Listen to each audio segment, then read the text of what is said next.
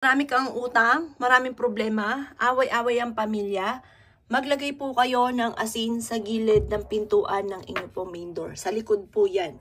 Yan po ay hihigop ng mga negative energy. Kung kayo po ay masipag at matyaga at lagi kang walang pera, mainam na kailangan nyo lamang po ng asin sa likod ng pintuan ng inyong po main door upang sa ganon, kada pasok po dito, ay naaalis ang mga kamalasan na kung sino man ang mga pumapasok sa pintuan.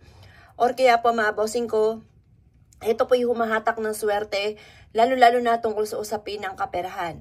Kaya kung mailap sa inyo ang swerte, lagi na lamang pong walang pera, mainam mga bossing ko na subukan nyo po itong ilagay sa likod ng inyo pong main door at ang dulot nito ay swerte.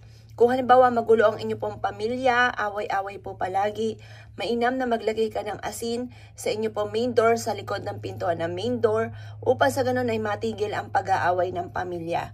Halimbawa may mga bisyo na hindi maiwasan, mga tukso na hindi maiwasan, or kaya ang inyo pong anak ay napakapasaway, may mga bisyo na hindi maiwasan, mainam po na subukan nyo na maglagay ng asin sa likod ng pintuan ng main door at ang dulot nito mga bossing ko ay solusyon kung ano man ang mga problemang pinagdadaanan.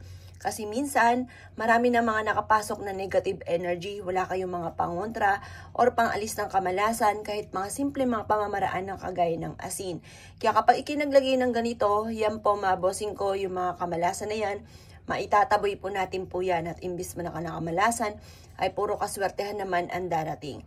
Mainam po mga bossing ko na meron kayong ganito. Kapag po ang asin po ninyo ay natunaw, itapon nyo lamang po ito sa lababo, at hugasan nyo mabuti ang lagayan ng asin.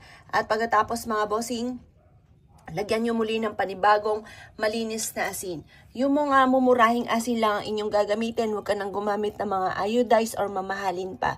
Yung sa bangketa nyo lang nabibili, yun lang po ang inyo pong gagamitin. Dahil kahit yun lamang po ang inyo pong gamitin, napaka-powerful po niyan. Basta importante ay meron kang ganito sa likod ng pintuan po ninyo. Ito po ay subok na napakaswerte kasi ang asin, nagkiklinsing yan ng kapaligiran. Kung marami ng malas, wag ka magpapawala ng asin. Nakakatulong po ito na ma-reverse ang mga nagaganap. Imbis na kamalasan ay puro kaswertehan naman ang darating. Humihigop ito ng malas sa loob ng bahay at susuklian ito ng kaswertehan naman ang loob ng tahanan. Kaya ako ikinaniwala at naisyo po itong gawin, ay siya mga boss. Good luck po sa inyo po lahat.